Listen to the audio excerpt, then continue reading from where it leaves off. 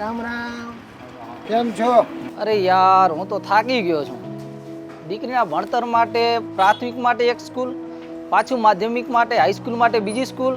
દીકરીને કેટલી જગ્યાએ ફેરવું યાર. અરે ભાઈ, તમે આટલું બધું ટેન્શન શા માટે લ્યો છો? એકવાર એક સાચો નિર્ણય લઈ લ્યો. કેવો નિર્ણય? તમારી દીકરીને રાપર બીસીમાં ભણવા મૂકી દો.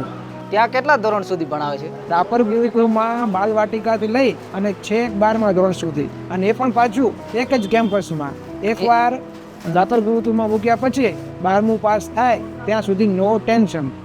અંગ્રેજી મીડિયમમાં ભણાવવું હોય તો? ઇંગ્લિશ મીડિયમમાં ભણાવવું હોય કે ગુજરાતી મીડિયમમાં, દીકરીને ભણાવવું હોય કે દીકરાને, હોસ્ટેલમાં રાખીને ભણાવવું હોય કે બસમાં અપડાઉન કરાવવું હોય, રાપર ગુરુકુળમાં તમને બધી સુવિધા મળશે, અને એ પણ પાછું આપણા બજેટમાં.